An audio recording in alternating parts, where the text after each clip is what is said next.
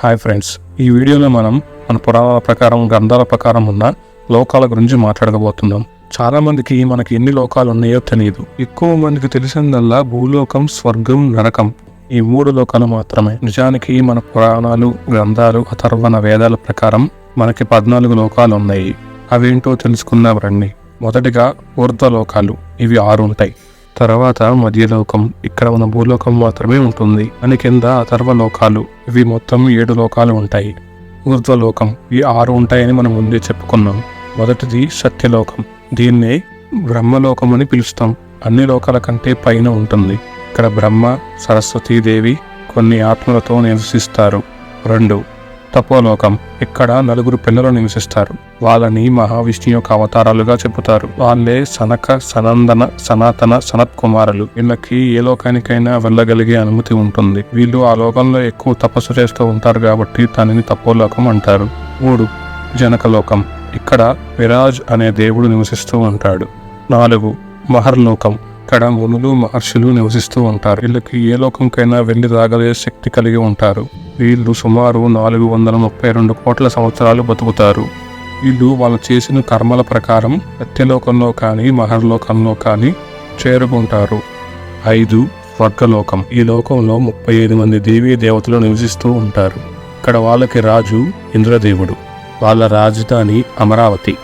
వీళ్ళకి చావు అనేది ఉండదు. ఈ లోకం ఎంతో అందంగా ఉంటుంది.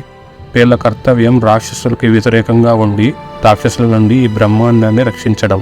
అందుకే వీళ్ళు భూలోకానికి, ఇతర లోకాలకి వెళ్ళి వస్తూ ఉంటారు. భూలోకంలో నివసించే కొంతమంది మానవులకి స్వర్గలోక ప్రాప్తి కలుగుతుంది. అది వాళ్ళు చేసిన పుణ్య ఫలితం వల్ల చేకూరుతుంది. ఇక్కడ ఐరావతం, కామధేనువు, భూత కలశం లాంటి జీవులు మరియు కొంతమంది మహర్షులు నివసిస్తూ ఉంటారు. 6. భువరలోకం, దీనిలో 8 చిన్న లోకాలు ఉంటాయి. ఇది భూలోకానికి, స్వర్గలోకానికి మధ్య ఉంటుంది. మొదటిది ధ్రువలోకం, 2 సప్తర్షిలోకం, 3 నక్షత్రలోకం, 4 సౌర్యమండలం, 5 సూర్యలోకం, 6 చంద్రలోకం, 7 రాహుకేతులోకం, 8 అంతరిక్షలోకం. ఈ లోకంలోనే యక్షులు, పిశాచాలు బతుకుతూ ఉంటాయి. 7 భూలోకం, ఇక్కడే మనుషులు, ఇతర జంతువులు నివాసం ఉంటాయి. భూలోకంలోని మనుషులు వాళ్ళు చేసిన కర్మ ఫలాన్ని బట్టి స్వర్గలోకానికి కానీ నరకలోకానికి కానీ చేరుకుంటారు. అంతేకాకుండా కొంతమంది వాళ్ళ తపోశక్తి వల్ల మోక్షాన్ని పొంది వైకుంఠానికి కానీ కైలాసానికి కానీ చేరుకుంటారు. అందుకే ఈ లోకాన్ని పాపపుణ్యాల లోకమని అంటారు. అథర్వలోకాలు, ఇవే భూమి కింద ఉండే లోకాలు. ఇవి మొత్తం 7 లోకాలు. అవే అతల, వితల, సుతల, తలాతల, మహాతల, రసాతల, పాతాల లోకాలు. 8 అతల లోకం, లోకం మొత్తం మాయలతో నిండి ఉంటుంది. దీనిని బాలిని అనే అసురరాజు పరిపాలిస్తూ ఉంటాడు. ఆయన మయాసురుడి పుత్రుడు. 9 వితల లోకం, ఇక్కడ మహాశివుని యొక్క ఒక రూపం ఉంటుంది. ఈ లోకంలో అటకే అనే ఒక నది ప్రవహిస్తూ ఉంటుంది. ఆ నది మొత్తం బంగారంతో ఉంటుంది. 10 సుతల లోకం, ఈ లోకం విశ్వకర్మచే తయారు చేయబడింది. దీనిని అసుర రాజైన బలిచక్రవర్తి పరిపాలిస్తూ ఉంటాడు. ఈయననే సప్త చిరంజీవులలో ఒకడిగా చెప్తాము. ఈయనని వామన అవతారంలో వచ్చిన మహావిష్ణువు 3 అడుగుల స్థలం కావాలని కోరతాడు.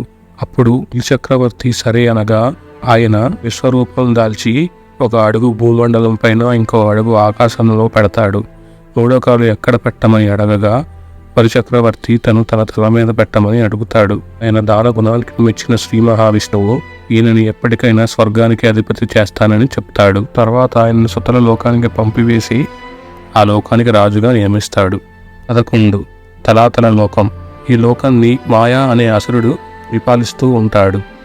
12 మహాతల లోకం, ఈ లోకంలో సర్పజాతికి చెందిన కుక్కి, కలియా, సుశైల అలాంటి ఎంతో శక్తివంతమైన నాగులు నివసిస్తూ ఉంటాయి.